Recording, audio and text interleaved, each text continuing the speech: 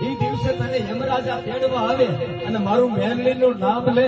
જો યમરાજાના ગાડા પાછા નો ફેરવું તો મેલડી ખોટા બોલી કહેવાય.